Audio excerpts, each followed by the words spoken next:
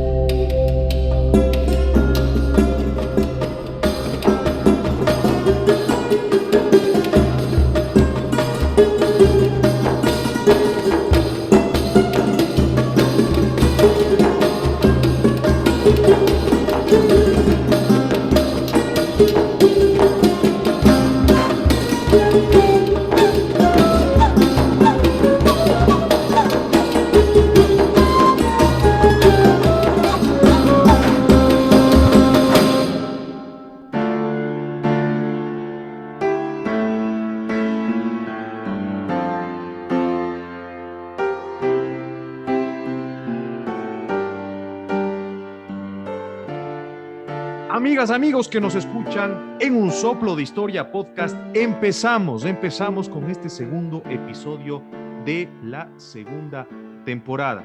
Para nosotros realmente es muy grato poder compartir nuevamente con ustedes y llegamos a cualquier parte del mundo y pues aportar con un granito de arena en conocimiento historiográfico siempre va a ser algo sumamente gratificante para quienes conformamos este equipo de Un Soplo de Historia Podcast. Han pasado algunos meses, han sido realmente meses complicados con toda esta situación sanitaria, con distintos temas personales, etcétera. Pues bueno, aquí estamos de todas maneras y pedimos, y eso sí les invitamos, a que participen también de nuestras redes, a que nos sigan.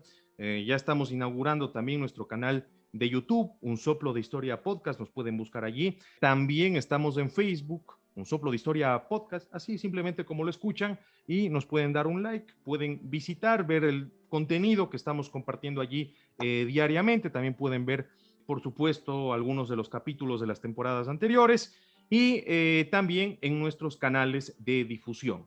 En este caso, Spotify, iVoox y, por supuesto, YouTube, que ya les mencionamos hace unos instantes.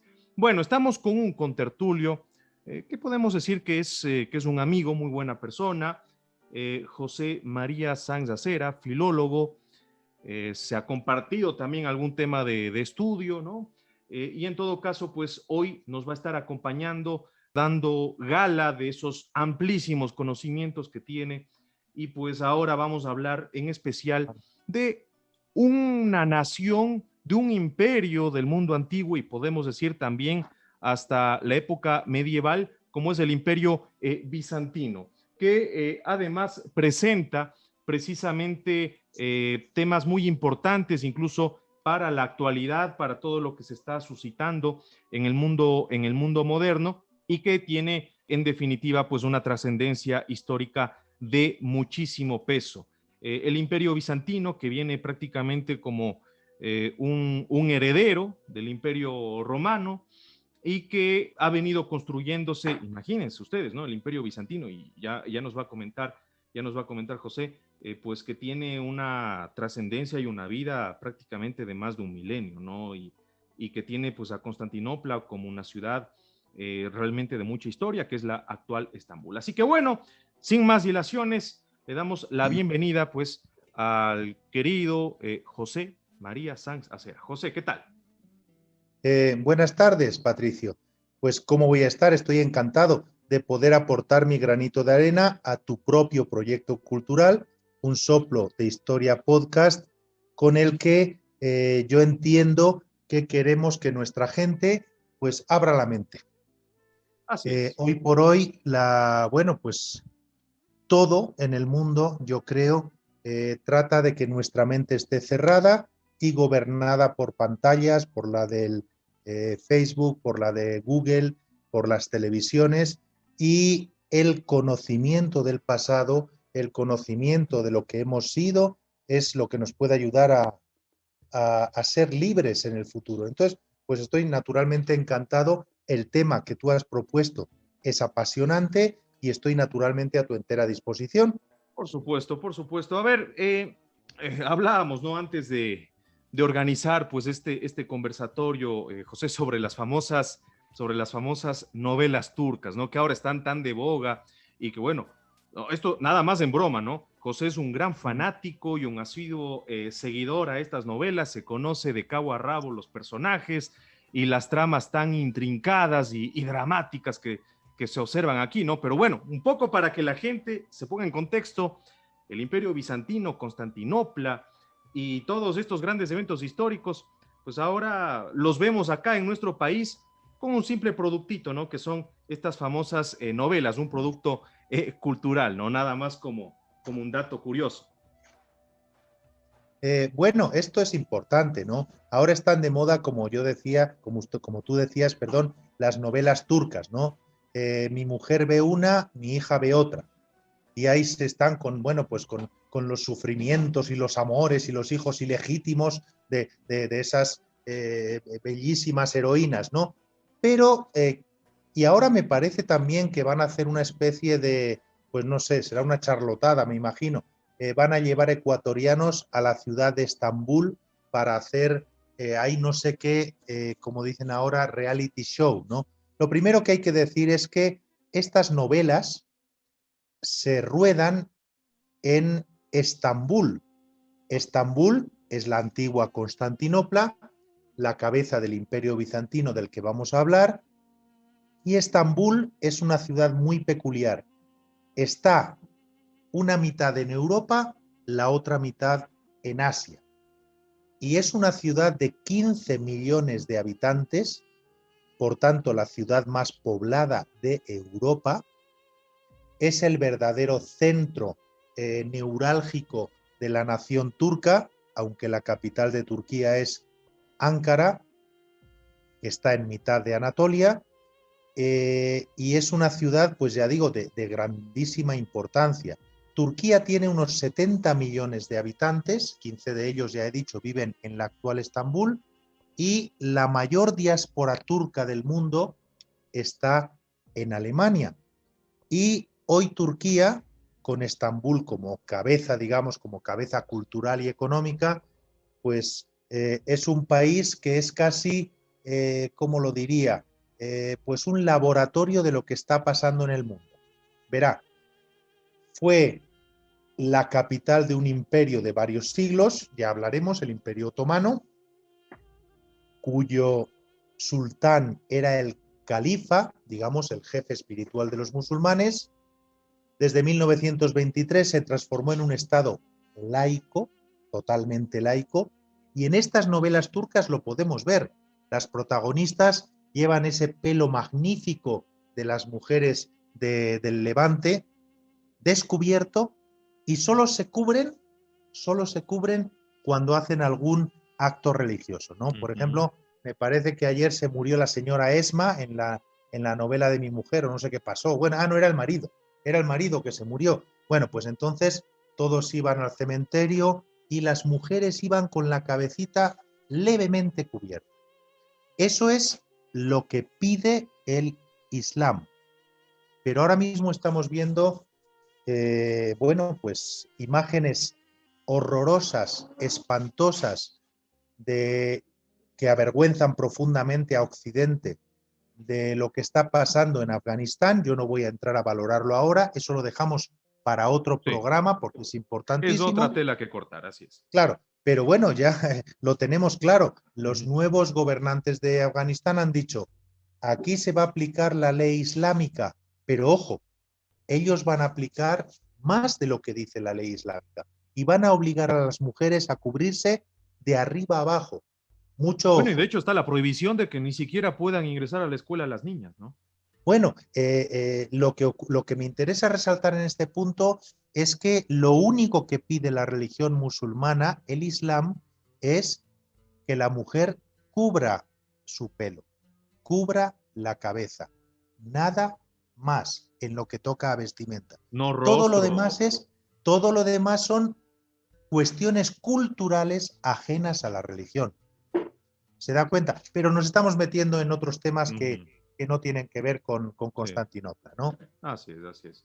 Bueno, ya metiéndonos en tema, Constantinopla per se es una ciudad sumamente antigua, se fundó por allá por el año 330 de nuestra era y se funda básicamente por una situación que podríamos decir es una crisis en el Imperio Romano. Se trata de trasladar la sede administrativa y política del entonces famosísimo Imperio Romano, legendario Imperio Romano, que ya para ese tiempo empieza a entrar en decadencia, me refiero al año 330, ¿no?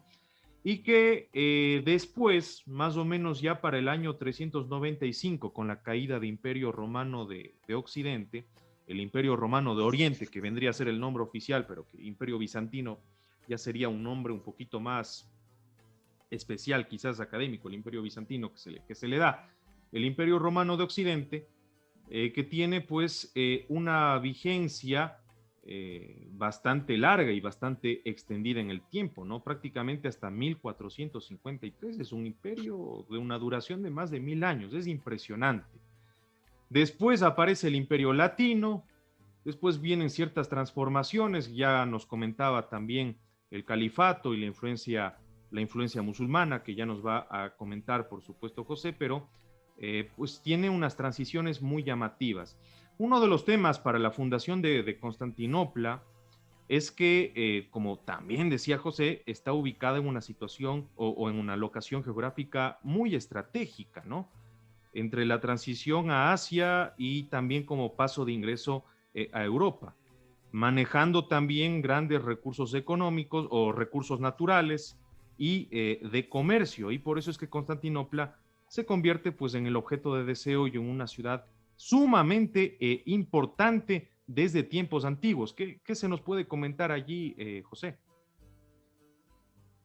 Constantinopla, la actual Estambul, nace allá por el siglo VII antes de Cristo y Mire, era más una atrás todavía. pequeña, así es, o sea, nace con el nombre de Bizancio y es una colonia de la ciudad griega de Megara, que es una pequeña Mm. población que está en un extremo del Ática, o sea, no lejos de Atenas. En aquellos años, bueno, pues era muy común que las ciudades griegas continentales se estaban extendiendo por todo el Mediterráneo occidental y oriental.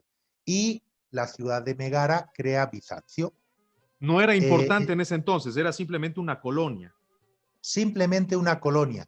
Y bueno, pues había otras poblaciones más importantes. Casualmente estaba situada en un punto, como tú has dicho, muy estratégico, porque está pasado el estrecho de los Dardanelos, en el mar de Mármara. Es un puerto excepcional, pero este mar de Mármara, el Bósforo que llamamos, eh, vincula el mar Egeo con lo que hoy se llama el mar Negro, que en tiempo de los griegos fue profusamente colonizado en todas sus costas y que ellos llamaban curiosamente el Ponto Euxino. Y esto significa el mar acogedor. Era un mar en el que habían sido muy bien recibidos los griegos, donde podían comerciar con materias primas y bueno, pues llevar sus propios productos. Y ahí estaba Bizancio. Pero bueno, tampoco es que fuera una gran, no sé, una gran población, ¿no? Al nivel de la misma Megara, Atenas, por supuesto, Corinto, ¿no? No tenía Eh, mayor la, trascendencia política. Claro. en aquel tiempo, no. En aquel tiempo, no.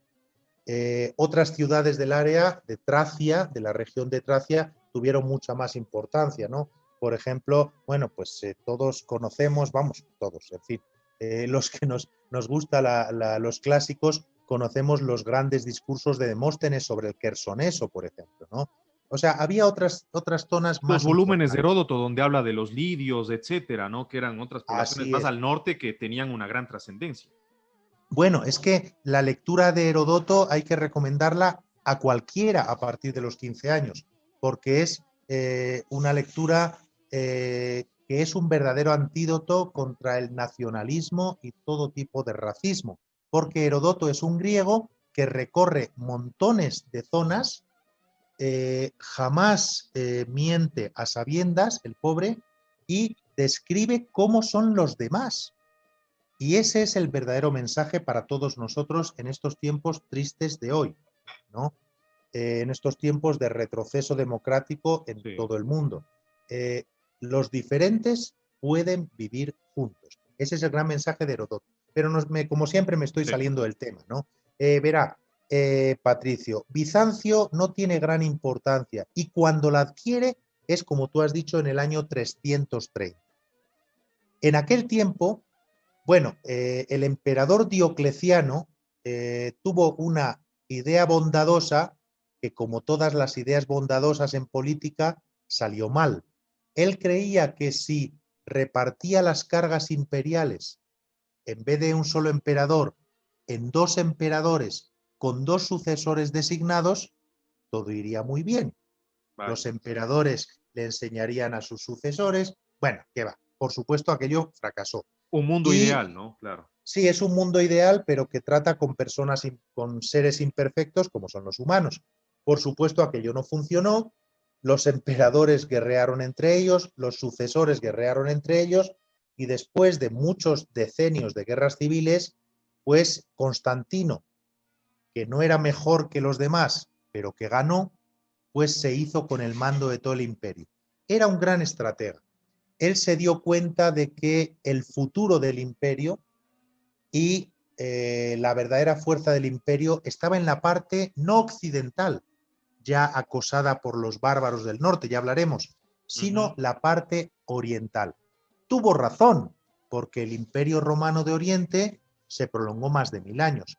Y él quería escoger una capital en Oriente. Primero, y esto la gente no lo suele saber, él pensó en la costa de lo que hoy es Turquía y pensó en la costa norte del Mediterráneo turco, en la Tróade, ¿no?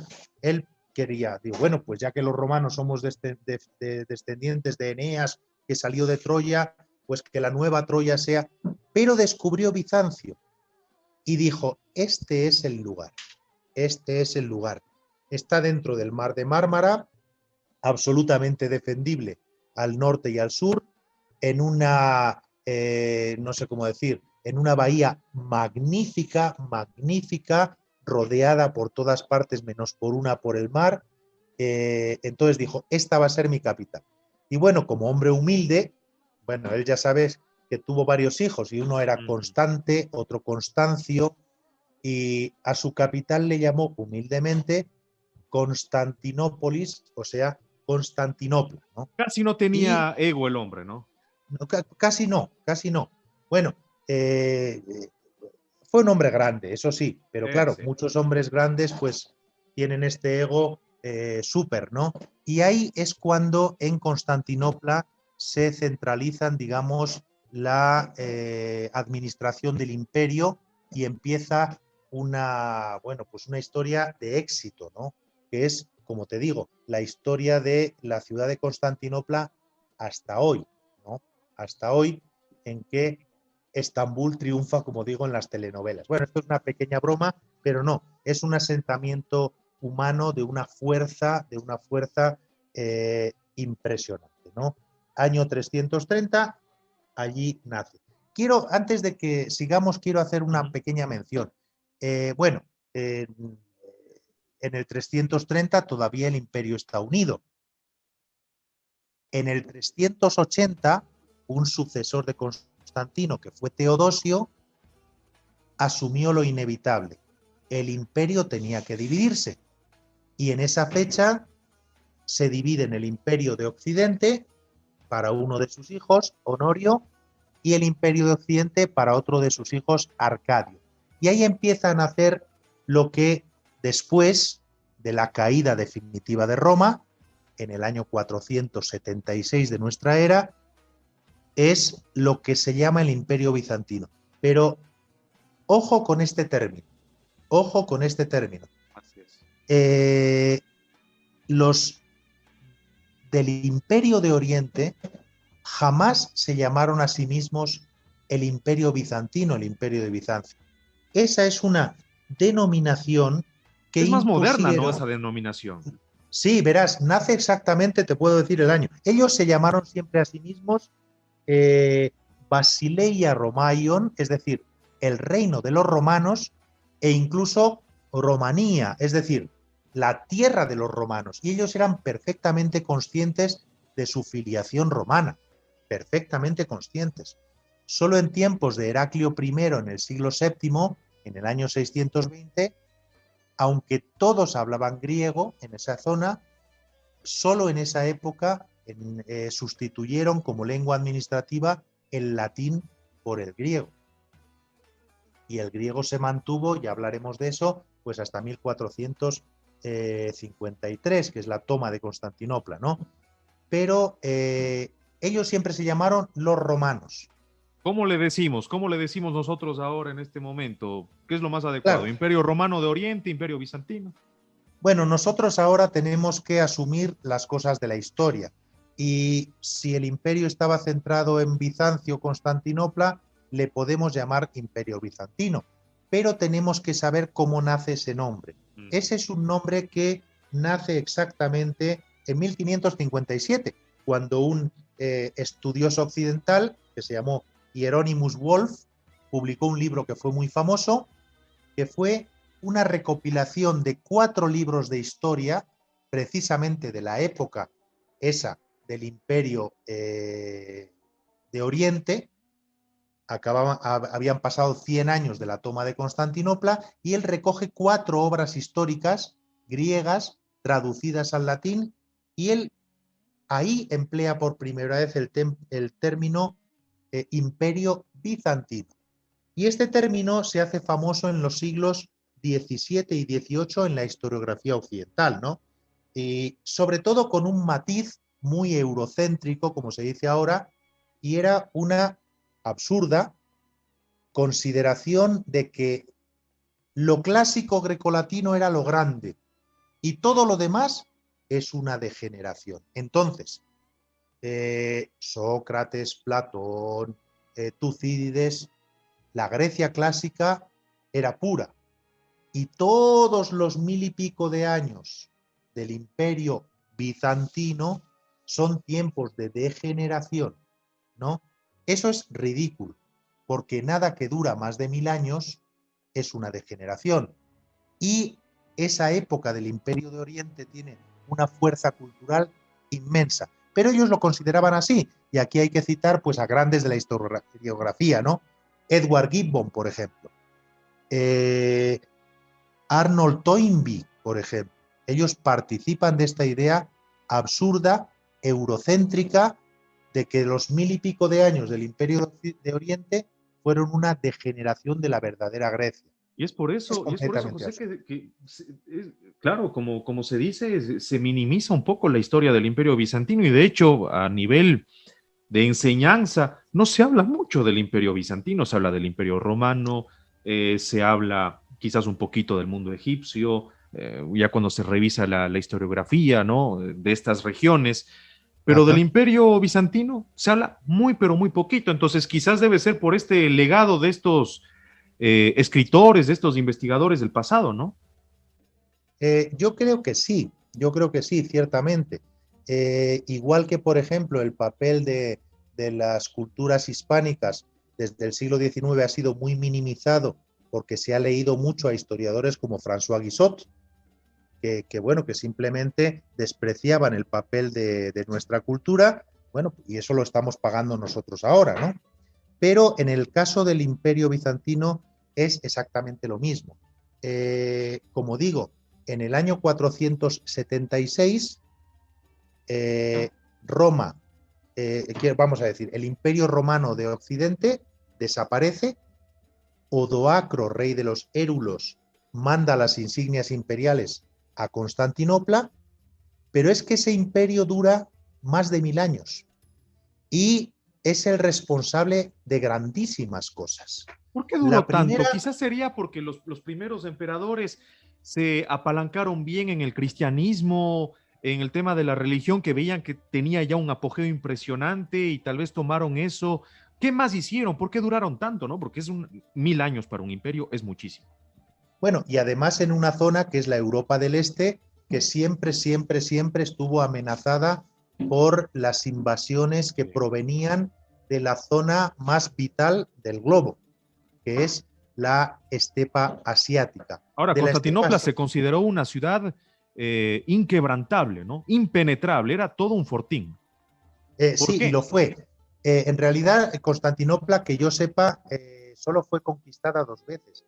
Una en el año 1201, cuando se crea el Imperio Latino, ya hablaremos quizá de eso, y luego cuando es conquistada en 1453. Era verdaderamente inexpugnable, rodeada por todas partes por el mar, menos por una pequeña lengua de tierra. Y esa, pues con unas murallas que ya digo que jamás fueron conquistadas más que en esas 2 ocasiones, ¿no? Pero fíjate que, claro, otra de las razones de la mala prensa del Imperio Bizantino es precisamente que mientras que ellos eran los verdaderos herederos del Imperio Romano, en el siglo IX, en Occidente, Carlomagno y su imperio, vamos a decir, decidió reclamarse como heredero occidental del Imperio Romano. Y claro, si ya tienes un heredero en Occidente que eres tú mismo, pues los otros no son tan herederos como tú. ¿Te das cuenta, ¿Quiénes eran Patricio? más ¿No? herederos? Porque, a ver, Carlomagno prácticamente viene de la línea de los godos, ¿no? Y de todos los Bueno, godos ahí que se fueron romanizando de alguna manera por ese contacto de tantos siglos con los romanos de Occidente. Y por el otro lado, pues están los bizantinos, ¿no? Que vienen con esa línea directa de heredar pues todo el tema cultural, político, etcétera, del modelo romano. claro, en realidad, ahora que no es que nos debamos fijar mucho en quién fue el heredero de Sí, verdad o no, sí.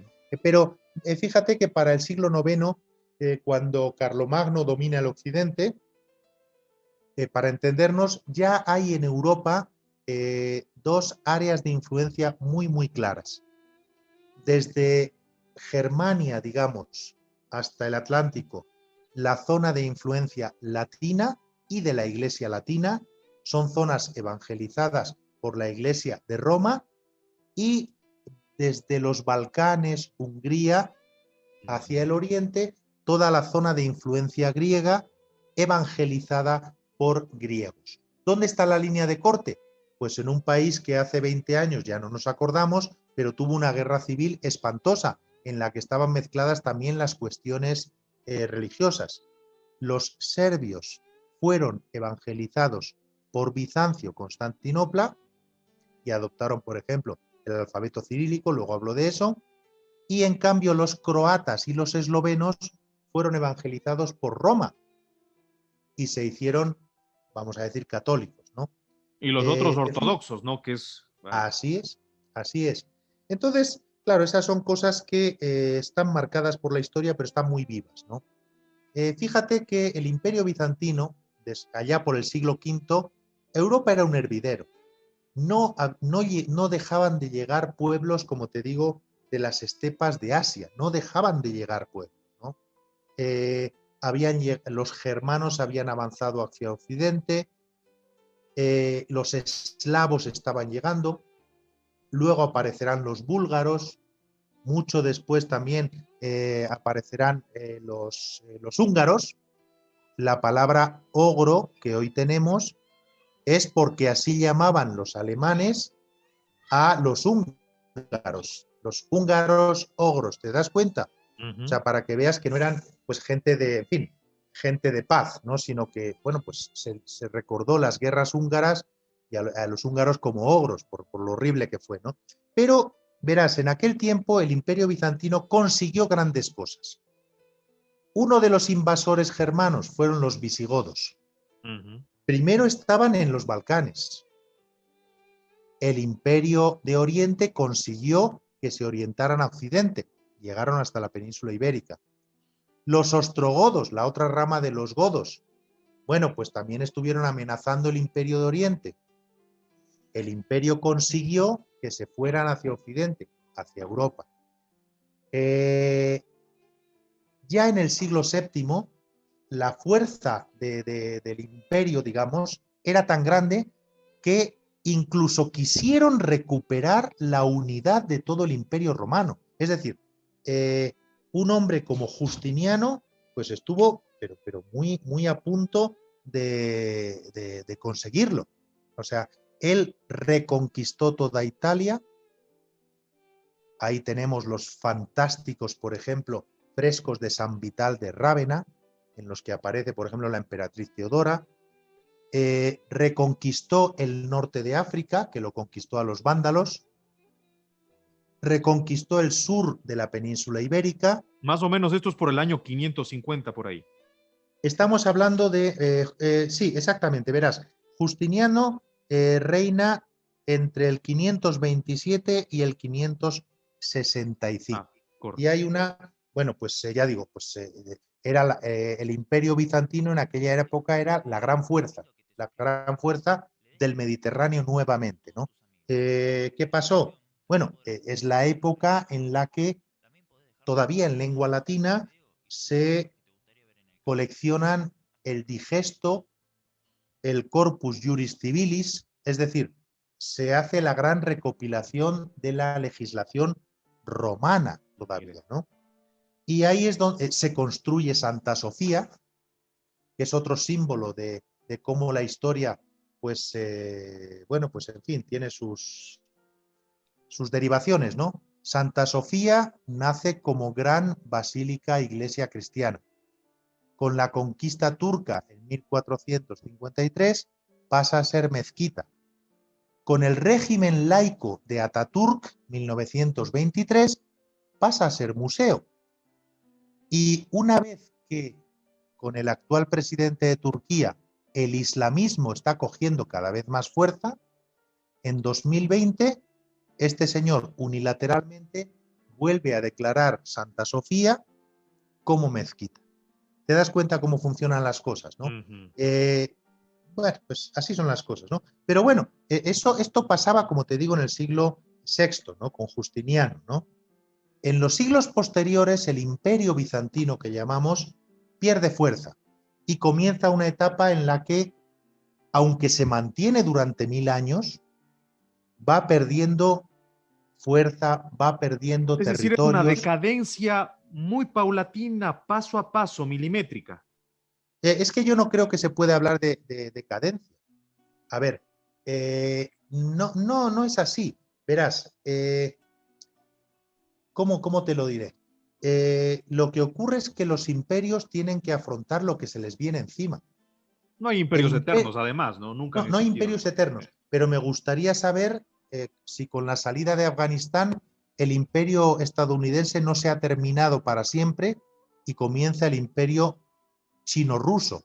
Estamos en 2021. Ya hablaremos dentro de unos años. Bueno, sí, ahora estamos en un momento crucial, ¿no? Pero a mí que me digan qué imperio ha durado 1000 años. Y siempre amenazado, porque como te digo, en los primeros siglos del imperio, bueno, pues amenazan al imperio los eslavos, los húngaros, los búlgaros, que son todas gentes que vienen de Asia y nada pacíficas. Unos siglos después llega otra avalancha procedente de Asia, la avalancha de los turcos selyukíes, en el siglo IX, X, XI, ¿no? Bueno, y sobrevive el imperio. Pierde territorios, pero sobrevive, ¿sí? Y después, entre medias, han llegado la invasión árabe. Verás, 711, los árabes empiezan a conquistar la península ibérica, ¿sí o no? ¿No? Claro. Pero por esa misma época el Imperio bizantino los vence y no les deja penetrar más que lo que les deja. Han luchado también contra los persas de Cosroes, por ejemplo, ¿no?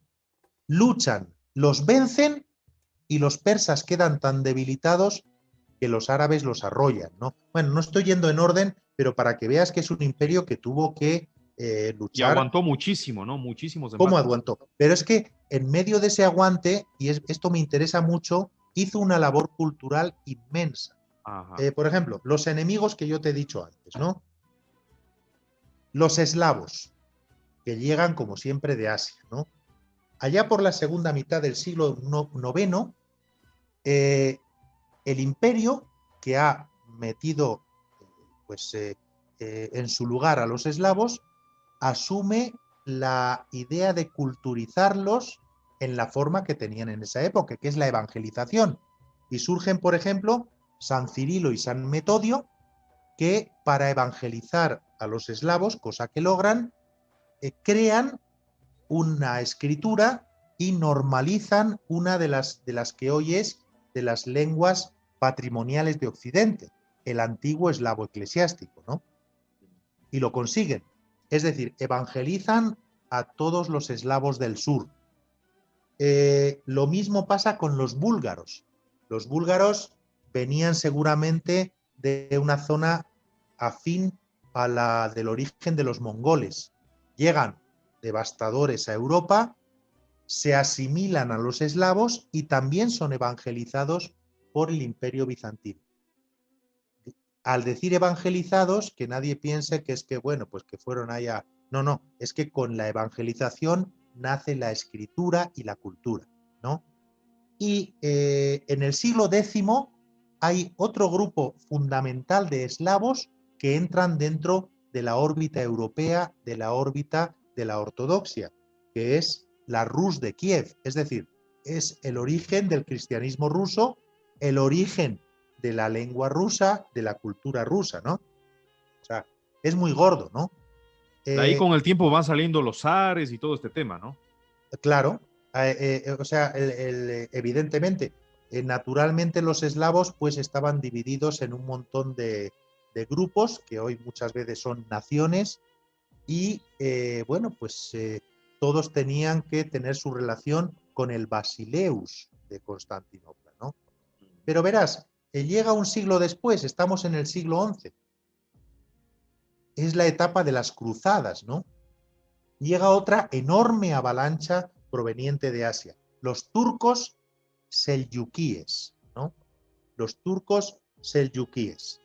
En el año 1071, en la batalla de Manzikert, Alp Arslan, que es uno de los primeros sultanes turcos, que ojo, es que domina casi desde China hasta Anatolia. Bueno, pues le quita al emperador bizantino pues todo lo que hoy es Turquía, casi toda Anatolia, ¿no? Casi toda Anatolia. ¿Qué ocurre en aquel momento? Pues nada, que el emperador bizantino Alejo I Comneno pues le pide ayuda al Papa Urbano II de Roma para recuperar toda la tierra de Anatolia, lo que hoy es Turquía continental, ¿no? Urbano II le dice que sí y nace todo ese enorme movimiento de las cruzadas. Aquí en este punto yo siempre recomiendo un libro y aunque bueno, esto lo podemos dejar para No, otra pero sección de está esta. bien la recomendación, está bien.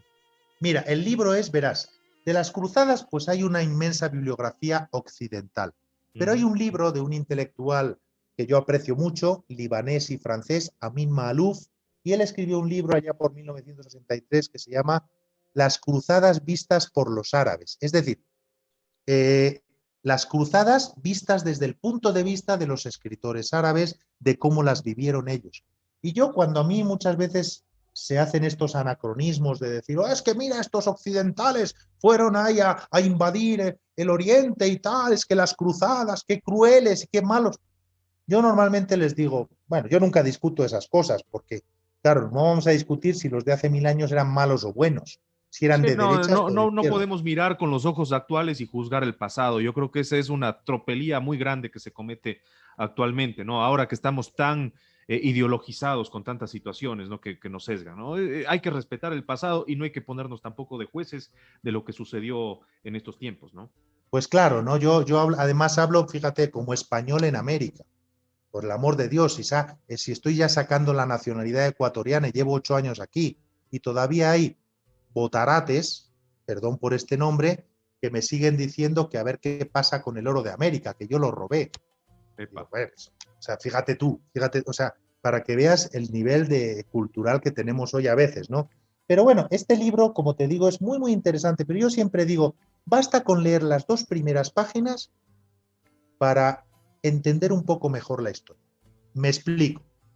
Cuando en 1096 los francos, los alemanes, los occidentales llegan a las costas de Anatolia, porque van camino de Jerusalén, que es una ciudad que conquistarán en 1099, cuando ellos llegan, mucho ojo, vamos a ver quiénes son los conquistadores y quiénes no, o si somos todos buenos o todos malos o todos mediocres.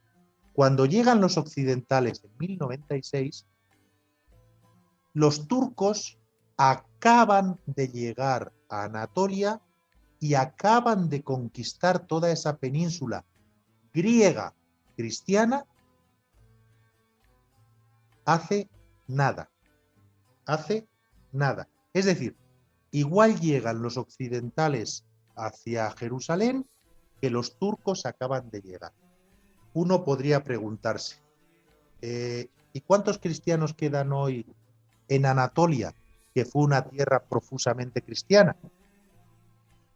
Casi ninguno. Debe ser una minoría, sí. Sí, bueno, hay una pequeña minoría, ¿no? Luego hablaremos un poco de lo que ha pasado con los cristianos bajo la dominación musulmana, si quieres, ¿no? Pero, ojo, que han sido muchas las invasiones y fíjate que después de aquello, estamos hablando del siglo 11, 1099 es tomada Jerusalén, el imperio pierde toda Anatolia y queda casi reducido a las costas griegas, a las partes de costeras, digamos, del Mar Negro y a Constantinopla. Pero aún aguantó el imperio 4 siglos más, como digo, hasta el siglo XV. Es una cosa única, ¿no? Y con una labor cultural, pero inmensa, ¿no? No, importantísimo esto. Ahora, hay un enfrentamiento también que se da y que, bueno, matizarlo quizás un poco, con otro pueblo que llega desde las grandes llanuras asiáticas, provenientes, así como estos pueblos túrquicos del famoso Valle del Altái, me parece que es, surgen, salen, y también tenemos a otros pueblos asiáticos, incluso de más allá, que llegan pues los famosos mongoles, ¿no? Este tema que fueron un terror, ¿no? Que fueron un terror y que en su momento provocaron pues miedo y pánico. Y ahí también Constantinopla jugó cierto papel, ¿no? Efectivamente, verás, como te decía antes, Chagri Bey y Tugrul Bey son los fundadores del imperio turco selyúcida o selyukí, como se dice, ¿no?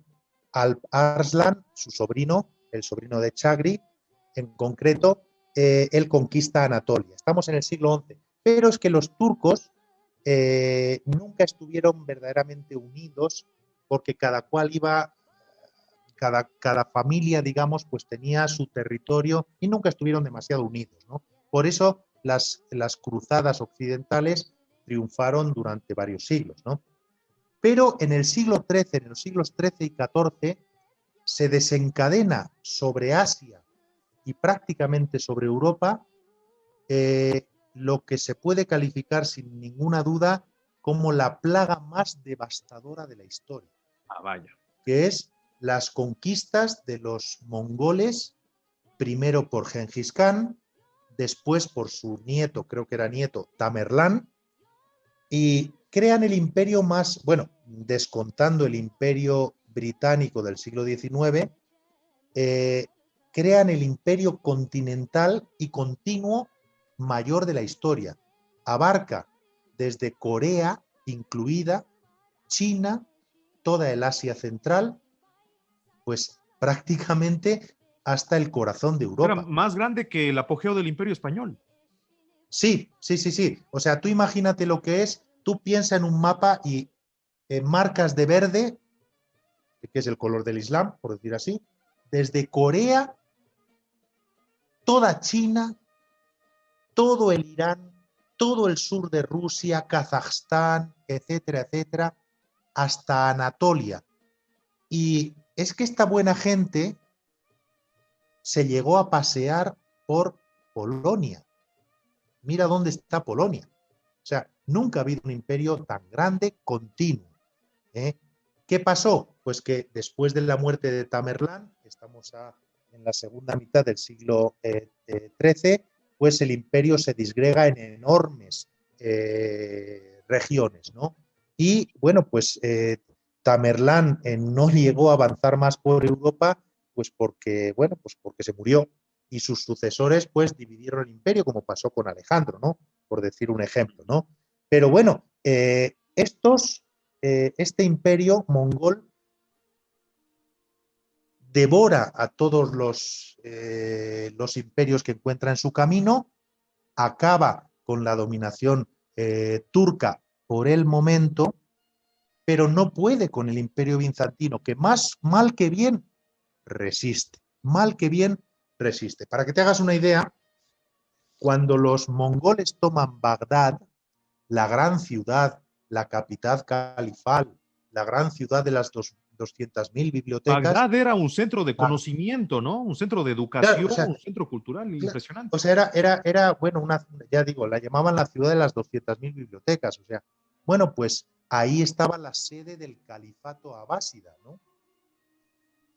Bueno, pues cuando llegan los mongoles a Bagdad y la conquistan, matan a toda la población. Estamos hablando de decenas de miles de personas. Matan a todos, Vaya. hasta el punto que en el día de hoy Bagdad después fue repoblada con personas del campo y el dialecto árabe de Bagdad, como yo puedo constatar por mis conocimientos, ¿no? Pues no es un dialecto de los que se llaman urbanos, sino es un dialecto rural, ¿no? O sea, mataron a todos. Aquello fue una cosa Un baño de totalmente sangre, una espantosa. masacre. Sí, sí, sí, sí. O sea, la sangre se extendió desde China, digamos, hasta prácticamente Europa. Y en esa tesitura, los turcos por el momento son arrollados y el imperio romano de Occidente, llamado bizantino por los occidentales, resiste, resiste, resiste. Y bueno, pues quizá no fue arrollado porque, como te digo, muere Tamerlán y se deshace el imperio en enormes zonas, ¿no? Pero bueno, la cuestión es que ahí Y, está, ¿no? ajá. Y bueno, pues ahí sigue adelante. Más vicisitudes de este imperio. Bueno, pues eh, en el año allá por el 1200, como siempre, el imperio está con problemas en todas sus fronteras y Pero eso pide ayuda. es un poco Sí, gracioso, podría decirse, es un imperio en constante adversidad, ¿no? sí, o sea, es como las familias ecuatorianas, como yo digo de broma, ¿no? Están en constante adversidad y sobrepasan mes a mes, sobrepasan, ¿no? Como me pasa a mí este mes, ¿no? Ya estamos con la tarjeta de crédito, sacando dinero a crédito porque no llegamos a fin de mes. Pero cambiamos de mes y pasamos adelante. Pues así era el Imperio Bizantino. Siempre estaba en guerra con todo el mundo, pero manteniendo su identidad griega, manteniendo una cultura esplendorosa, quizá hablamos después de ello, y saliendo adelante, saliendo adelante. Pero ¿qué ¿Eh? tenía? ¿Qué tenía? ¿Un gran ejército? ¿Tenía un desarrollo tecnológico militar importante para la época? Bueno, ya sabemos que tenía una situación defensiva muy interesante, pero ¿qué le caracterizaba o qué le hacía salir airosa de esas situaciones tan tensionantes? Pues verás, yo creo que tenía varias cosas. En primer lugar, la capital del imperio era inexpugnable y en los tiempos antiguos no había ejército que aguantara pues un sitio de 2 años, por poner un Ah, ejemplo. Imposible. O sea, se morían de hambre antes, había que pagar a las tropas, eso lo primero. Eh, en segundo lugar, tú has hablado del desarrollo tecnológico. Bueno, eran una gente de una cultura muy fuerte. Se ha hecho muy famoso, al hablar del Imperio Bizantino, el famoso fuego griego. Ah, Nadie claro. sabe muy bien qué era, pero estos tipos consiguieron inventar algo que no sabemos de qué estaba compuesto y que era una cosa que tiraban con catapultas y que ardía lo mismo en tierra que en el agua. Con lo cual, pues, Y no era un había una... terror, ¿no? Era terrorífico. Claro, porque es que imagínate una cosa que es como el napalm, que sigue ardiendo en el agua, bueno, pues no había flota que pudiera capturar Constantinopla, ¿no? No había flota. Pero sobre todo ellos tenían una fuerza muy grande que era la capacidad de negociación. Eso es algo muy del Levante, del Mediterráneo, ¿no? Es algo que es muy de los árabes, es algo De los fenicios también, ¿no? Que eran de los espectaculares fenicios, para eso. exactamente, de los fenicios ya desde mucho tiempo atrás, de los mismos griegos, es propio, digamos, del pueblo árabe. Son gente capaz de negociar, ¿no? Capaz de negociar. Entonces a los emperadores bizantinos les vemos siempre, a veces negociando con los turcos, a veces negociando con el Papa de Roma, a veces negociando con los húngaros para que se estén quietos, a veces negociando con no sé quién. Y así salían adelante. Así, pues salían adelante. Y bueno, pues tenían una gran fuerza y es que, verás, cuando el imperio pierde todas sus posesiones asiáticas, deja de ser un imperio, vamos a decir, multicultural, multilingüístico, para ser un imperio sobre todo de lengua griega, ¿no? Y esa unidad en torno a la religión ortodoxa y a la lengua griega y a la cultura de siempre, yo creo que eso fue lo que les dio a ellos una capacidad inmensa de resistencia, de negociación, ¿no? Porque es que, bueno, pues mira que fueron eh, atacados por todas partes, ¿no? Ujú, así es. Bueno, ahora ya hemos atravesado pues prácticamente la Edad Media y ya entramos en un periodo donde, si bien es cierto, a Constantinopla le han dado muchos golpes, como pasa también con las personas, como pasa con las naciones, como se ha visto toda la vida, de tantos golpes uno también ya empieza a flaquear, ¿no? Uno puede resistir, puede ponerse firme, pero en determinado momento pues ya no se puede aguantar más y llega un momento muy importante, crucial, yo diría, para la historia de la humanidad, que es por allá por el año 1453. Uh -huh. Prácticamente, y muchos académicos dicen, en este año se da fin o se da cese o se termina pues la Edad Media, se da una transición de periodo para la humanidad y queremos saber cómo cae Constantinopla, aquella ciudad infranqueable, impenetrable, con esas murallas legendarias que daba terror a cualquier invasor, pues finalmente caían, ¿no? Finalmente caían ahí. ¿Qué se puede hablar y qué se puede comentar de este escenario y qué se vivió en aquel momento? ¿Cómo era la realidad de aquel entonces? Verás, el imperio bizantino, centrado en Constantinopla, sufrió un golpe muy, muy duro en el siglo XIII. Vamos a decir, pues exactamente entre el año 1204 y el 1261, con la Cuarta Cruzada. ¿Por qué? Porque como siempre, como te he procurado decir antes, el Basileus de Constantinopla pide ayuda a los occidentales y esta ayuda occidental le llega en forma de cruzada, pero con la mala suerte, esta cruzada que propuso el Papa Inocencio III, con la mala suerte de que, bueno, pues esta vez las negociaciones le salieron mal al emperador de Bizancio, porque cuando llegan a Constantinopla las tropas occidentales, quieren ser pagadas. El emperador de Constantinopla les había prometido la paga, pero no tenía dinero. Y lo que hacen todas las tropas venidas de Occidente es saquear por completo la ciudad de Constantinopla e instaurar durante esos 60 años lo que se llamó el Imperio Latino de Oriente, ¿no? En aquel momento, lo que quedaba del imperio, en torno, digamos, a Constantinopla, se fracciona en varios reinos y uno de ellos era el Imperio Latino. Y bueno, esto no tiene más que un avatar histórico de 60 años, pero militarmente el imperio queda tocado y sobre todo, en el plano cultural. La destrucción de la ciudad, los fuegos fueron tan tremendos, tan grandes, que se perdió mucho de lo acumulado en bibliotecas. Muchísimo, muchísimo, muchísimos manuscritos se quemaron, ¿no? Verás, un programa ¿Qué clase de interesante. textos se pudieron haber perdido? Claro, Alrededor de... verás, te decía, verás, un tema interesantísimo para uno de tus podcasts es el tema ese, el topos literario de las bibliotecas que se queman. La biblioteca de Alejandría, la Claro. biblioteca del primer emperador chino, esta misma biblioteca de Constantinopla, las bibliotecas. ¿Qué textos se perdieron? Pues los textos de la antigüedad. Porque verás, nosotros de los clásicos griegos y latinos, vamos, por decir algo, quizá conservamos el 10% de cuanto se produjo, pero nada más. Es Todo decir, lo demás, seguramente, entonces José, seguramente no conocemos a muchos autores desconocidos ya del mundo clásico que quizá fueron hasta más importantes de los que todavía quedan por ahí, ¿no? Es decir, bueno, más importantes no.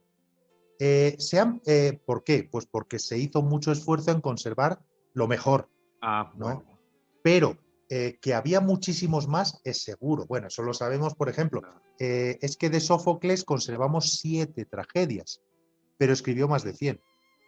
Y en la época bizantina todavía las conservaban, ¿no? Para que te hagas una idea, Focio, que es un sabio bizantino del siglo IX, como sabes muy bien, él escribió un libro que se llamó el Myriobiblion. Era una especie de enciclopedia en 280 capítulos en los que trata un montón de autores que aún se conservaban en las bibliotecas de Constantinopla, que se habían perdido en Occidente con la Edad Media y de los que no nos queda más que el nombre porque no se han vuelto a conservar, no se han vuelto a conservar. Y una de las grandes destrucciones fue precisamente, como te digo, en el siglo XIII, ¿no? O sea, mucho hemos perdido, mucho se perdió en esa época, ¿no? Pero mucho quedaba, mucho quedaba. Y vamos a decir que desde el siglo XIII el imperio ya casi estaba reducido a lo que es las alrededores de Constantinopla. Ya Casi, no era ¿no? imperio, era una nación. Pues bueno, sí, el imperio tendió a ser una nación griega, digamos, y lo fue hasta el final, ¿no? Mantuvo siempre ese ímpetu cultural, pero militarmente ya no era nada. ¿Qué ocurre? Bueno, pues que después del gran paréntesis de las inversiones mongolas, siglo XIII, con el comienzo del siglo XIV y ya el siglo XV, otras nuevas tribus turcas llegan a las puertas de Europa. Son los turcos osmanlíes, ¿no? Como nosotros les llamamos, los turcos otomanos, ¿no? Pero porque estaban estas tribus turcas tan atraídas por Occidente, ¿no? Porque veo que con el paso de los siglos llegaba una tras otra y tras otra, ¿no? Claro, esa es la gran feracidad humana que tenían las estepas asiáticas, ¿no? Que producían gente, gente y gente. ¿Y qué tipo de gente producían? Y gente de Bueno, pues guerra. sí. ¿Por qué? Pues porque no son tierras apropiadas tanto para la agricultura como para la ganadería. Entonces, producían gente de a caballo. Y la gente, esa de a caballo, reunida en tribus, necesitaba tierras. ¿Dónde había buenas tierras de cultivo, un clima relativamente moderado? Pues en Europa. Entonces, de ahí vinieron primero los germanos, luego los eslavos, luego, como te digo, los húngaros, los búlgaros y los turcos en sus diversas formas, ¿no? Primero fueron los selyukíes, los que aparecen por Anatolia, y allá por el siglo XIV, después de las invasiones mongolas, aparecen los osmanlíes o otomanos, ¿no? Este es un imperio que derrota a los bizantinos, se hace con toda esa zona del Levante asiático y Anatolia, y es un imperio que dura hasta 1922 y cuyo descendiente es la Turquía actual. Pero ojo, estos turcos osmanlíes que toman Constantinopla en 1453 son los mismos que son parados en el mar en la batalla de Lepanto en 1571, me parece que fue la fecha, por el emperador Carlos. Y ojo, es Y el que esta famoso buena gente... Barbarroja. Bueno, Barbarroja era un pirata berberisco aliado de los osmanlíes, ¿no? Pero es que esta buena gente, allá por 1529-30, puso sitio a la ciudad de Viena. Y menos mal que estaba a los mandos de Europa el emperador del Sacro Imperio Romano Germánico, Carlos I de España y V de Alemania, que les hizo frente. Pero era gente que estaba entrando como una flecha en barrena por toda Europa. Como te digo, a punto estuvieron de tomar Viena por 2 veces, ¿no? Y el emperador les frenó. Simplemente por hacernos una idea, que hoy existan musulmanes en la antigua Yugoslavia, en lo que hoy es Bosnia, Herzegovina, por ejemplo, pues se debe pues, a la penetración de estos turcos. Es decir, Es decir, si no estaba el emperador Carlos, este rato Europa sería completamente diferente. bueno, es que nunca sabemos cómo No se hubiera sabe. sido la historia. Hubo la suerte de que ese imperio arrollador que se llevó por delante Constantinopla en 1453, 50 años después se encontró con un poder muy, muy fuerte en Europa Occidental, que fue el del emperador Carlos, que era a la vez rey de la corona española y a la vez emperador del Sacro Imperio. Entonces era la fuerza a derrotar en Europa en aquella época y les pudo hacer frente. Si hubiera sido una Europa desunida o a lo mejor o pequeños países, pues no sabemos qué hubiera pasado. Nunca lo sabremos, ¿no? Pero eso pasa en la historia. Verás, yo como suelo decir, la historia de Europa puede entenderse muchas veces como, perdón, una batalla entre el semitismo y el romanismo.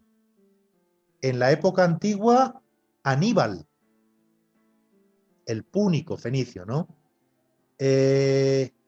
Antes de Aníbal, los persas a las puertas de Europa. No olvidemos que ellos tenían como lengua administrativa una lengua semítica, el arameo. Allá por el siglo VIII, los árabes, otra lengua semítica, el árabe. Y pues en esta época que estamos hablando, pues aquí están los turcos, digamos, otra cultura ya no árabe, pero sí musulmana, que está a punto de conquistar Europa. Lo que nos interesa ahora es la toma de Constantinopla. Ajá. En aquella época, 1453, ya el imperio estaba reducido a Constantinopla y a sus alrededores. Casi una ciudad de estado, ¿no? Sí, nada más, nada más. Pero además, la gran esperanza que siempre tuvieron los bizantinos de que los occidentales les ayudaran, antes en forma de cruzadas, pues ya no estaba de moda, ya no estaba de moda. Por ejemplo, de los reinos más importantes de esa época, el reino de Castilla estaba empeñado en su propia cruzada Claro. contra los reinos musulmanes del sur de la península. Entonces ya casi nadie hizo caso, o sea, el Basileus de Constantinopla ya no era una persona importante. Yo creo que se le podía dejar morir. Y así fue.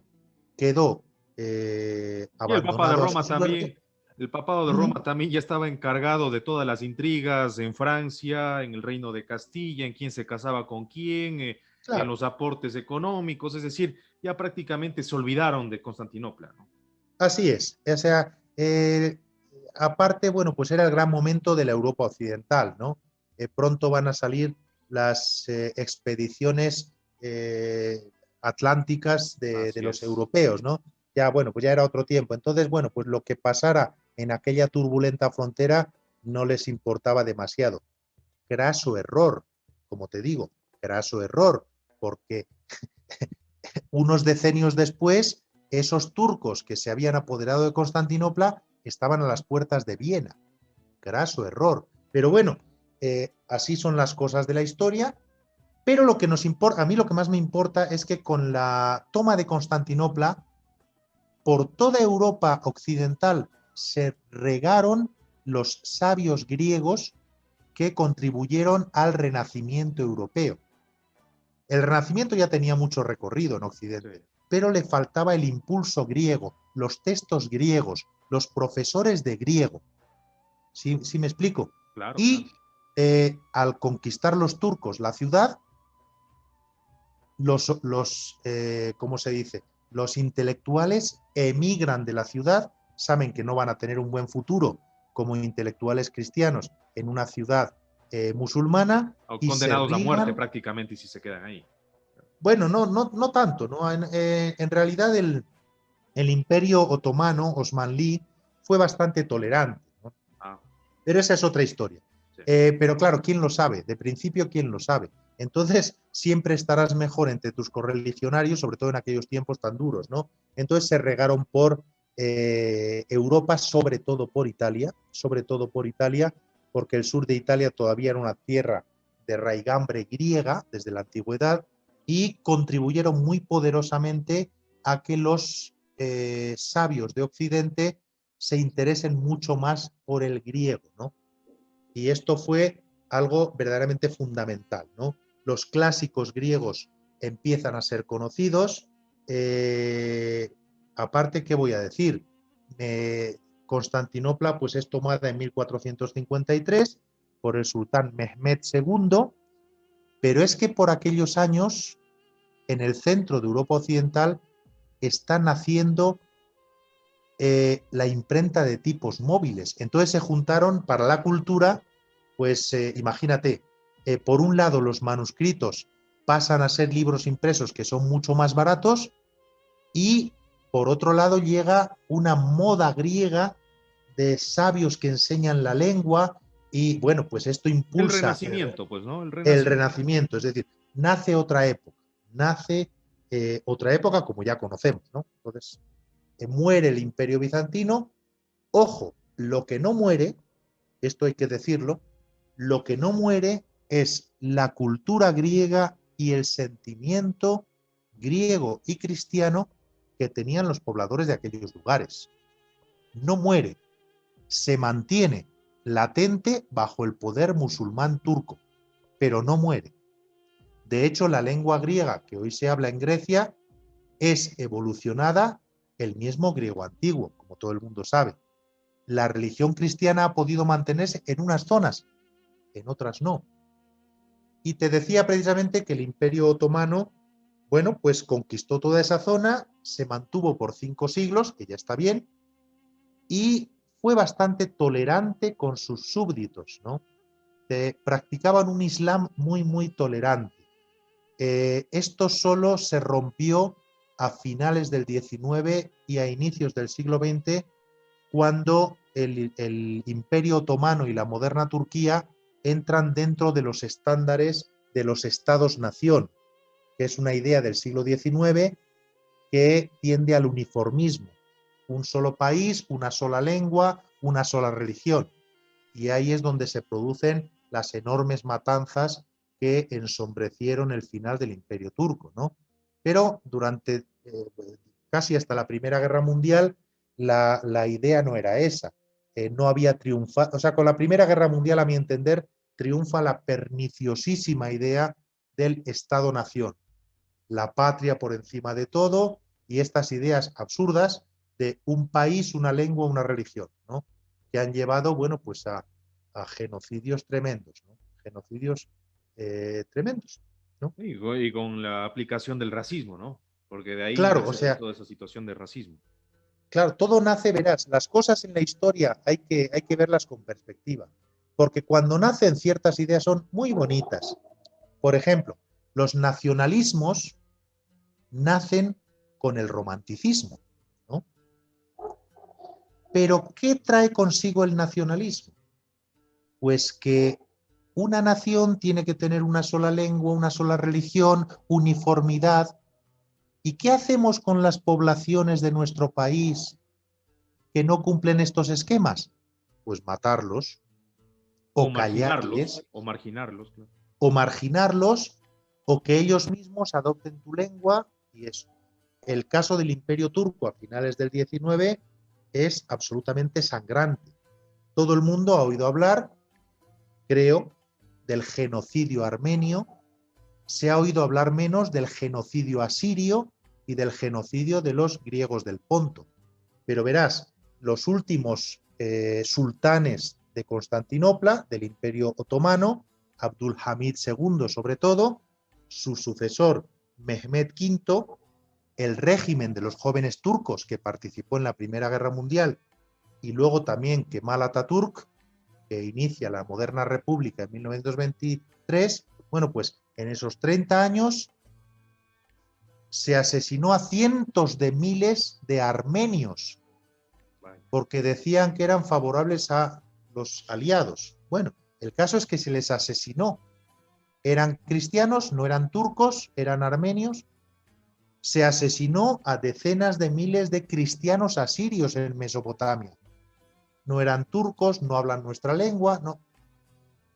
Y se expulsó y asesinó a una gran cantidad de lo que se llamaban los griegos del Ponto, en la costa norte del Mar Negro de Turquía, y bueno, pues así consiguió el nuevo reino turco y luego la República Turca, pues más o menos una cierta uniformidad.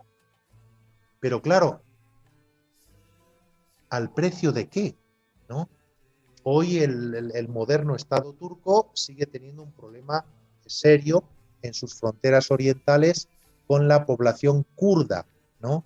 Los kurdos, como sabes muy bien, Patricio, son un pueblo de lengua indoeuropea, afín al persa, que se extienden por el norte del Irak, el este de Turquía, una parte en el Irán.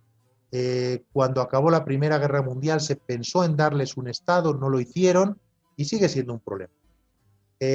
¿Cuál es la solución? Pues los partidarios del Estado-Nación dicen, no, pues que sean independientes. Pero ese es un problema eso es una solución muy mala. Porque cuando tú le das la independencia a Guayaquil, dentro del Ecuador, claro, ¿por qué se la vas a negar después a San Borondón? ¿Sí me entiendes? Y luego a Cuenca y después a Loja. Claro. Y dentro de Loja, pues a Loja del Este y Loja del Oeste. Entonces es un problema.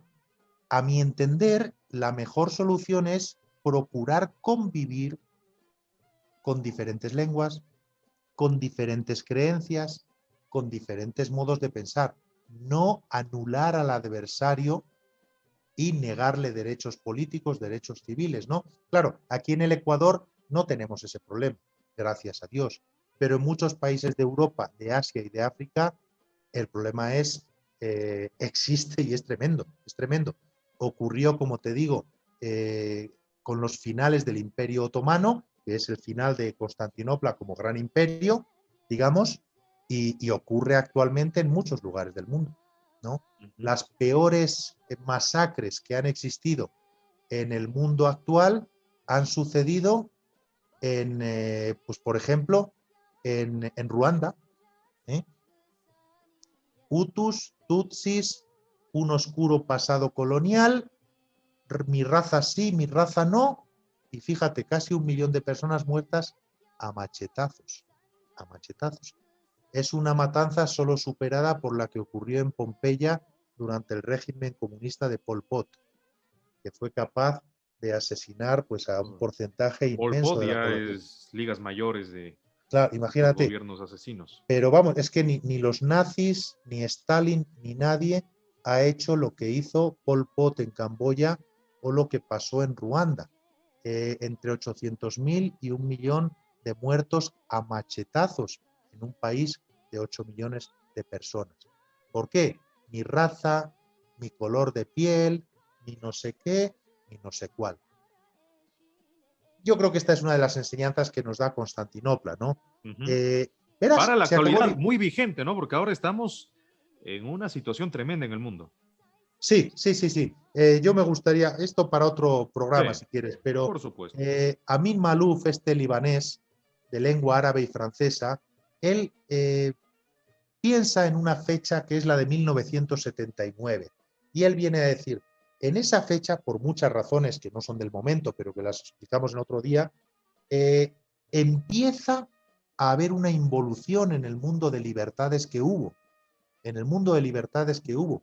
Hay una involución. Acuérdate que es el año del triunfo de la revolución iraní, 1979. En ese mismo año gana las elecciones en el Reino Unido Margaret Thatcher. Es decir, no sé cómo decir, los sentimientos religiosos vuelven. Claro, es que no nos acordamos o no hemos leído tanto, ¿no? Pero el Afganistán de las mujeres cubiertas de arriba abajo, con telas, que es algo que sobrepasa mucho lo que dice el Sagrado Corán en el Islam. Bueno, de hecho, perdón ahí la interrupción, pero he visto fotografías de los años 70 de Irán y se ve a las mujeres, no están utilizando burka, No. están vestidas de forma completamente occidental, están estudiando en la universidad, están trabajando. Claro, es que eso es lo que te iba a decir. Ah, En el Afganistán de hoy es fruto de algunos decenios de involución, pero en los años 40, 50, 60, 70, el Afganistán que existía, el Irán que existía, era unas tierras musulmanas, pero muy liberales, en los que a las mujeres no se les decía cómo vestir, se les permitía ir a la universidad, se les permitía conducir, etcétera, etcétera, etcétera. Y las grandes involuciones son fruto de estos últimos decenios que te digo.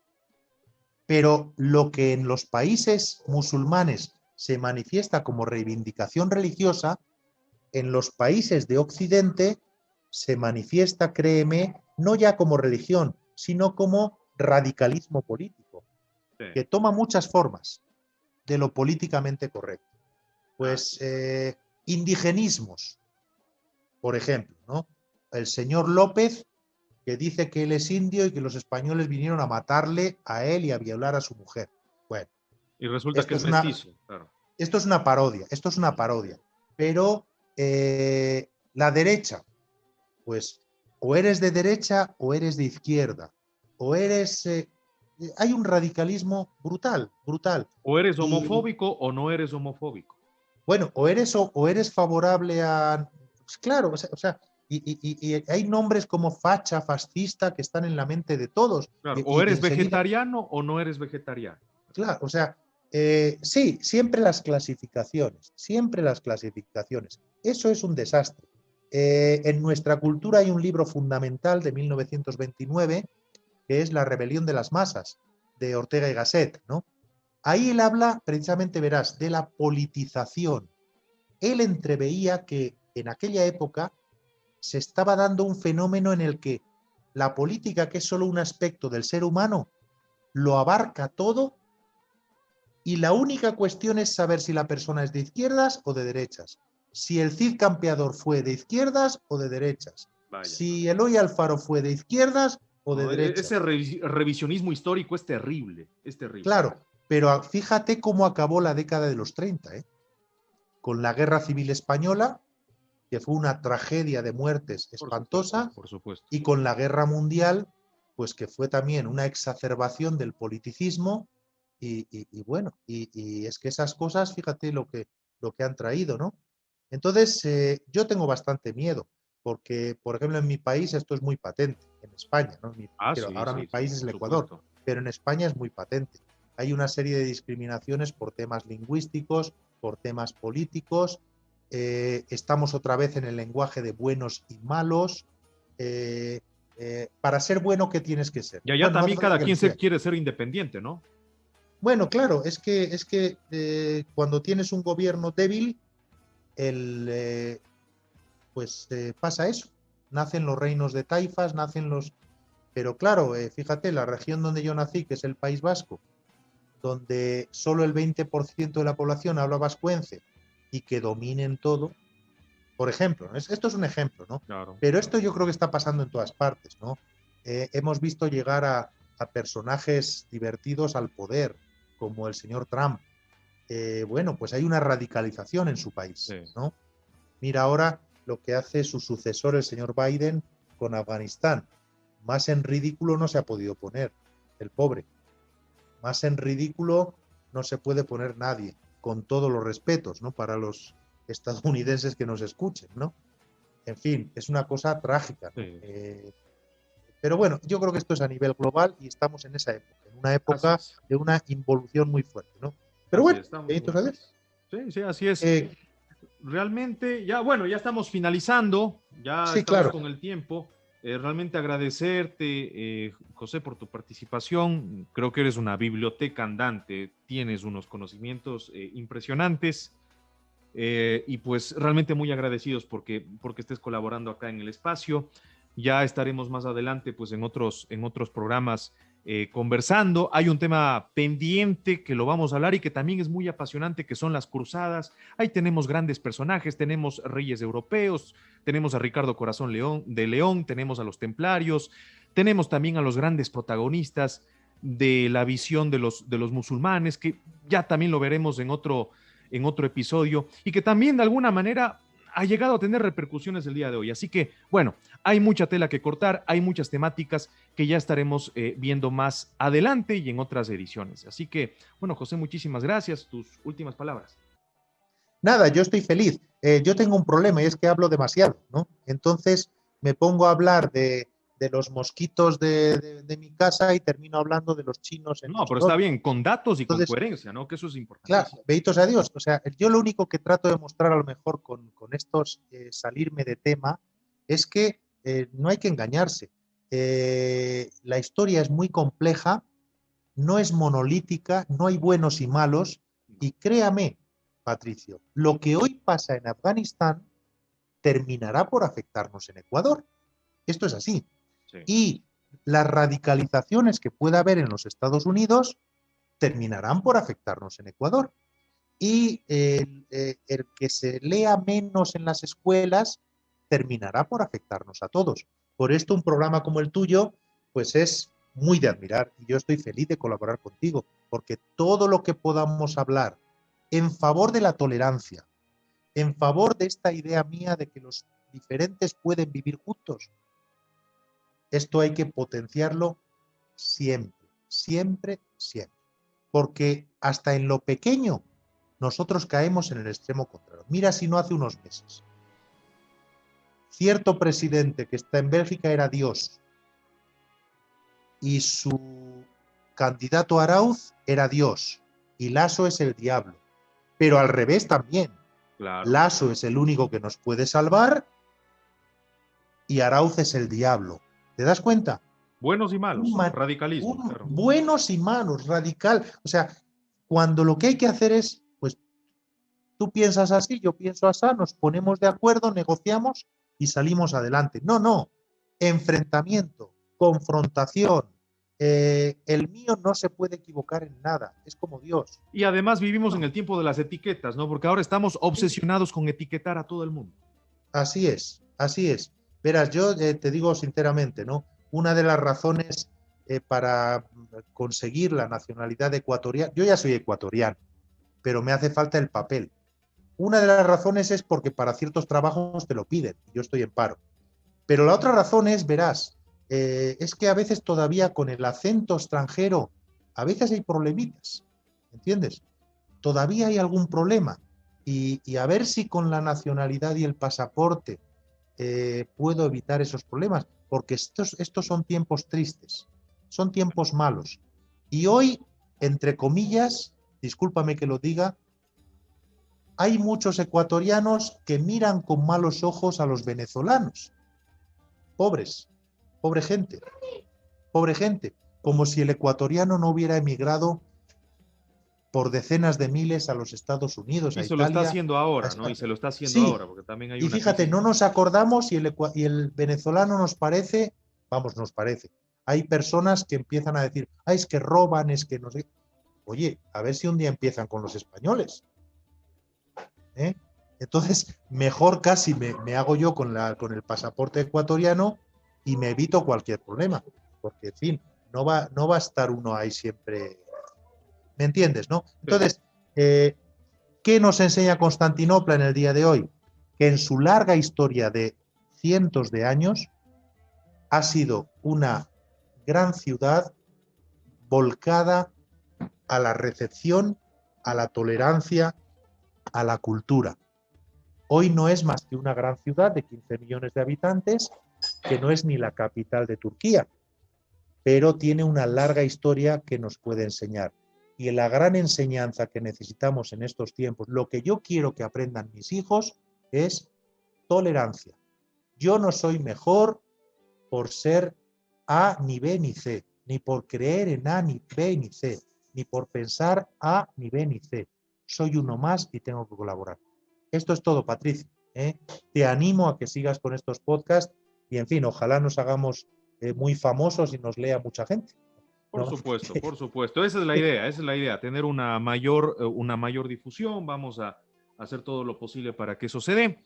Y pues bueno, Venga. muchísimas gracias. No, muchísimas gracias, José María Sanz Acera, filólogo, estuvo con nosotros y bueno, va a estar también de largo, ¿no? Esperemos que sí, como contertulio aquí en Un Soplo de Historia Podcast. Muchísimas gracias a todos y que tengan una gran jornada.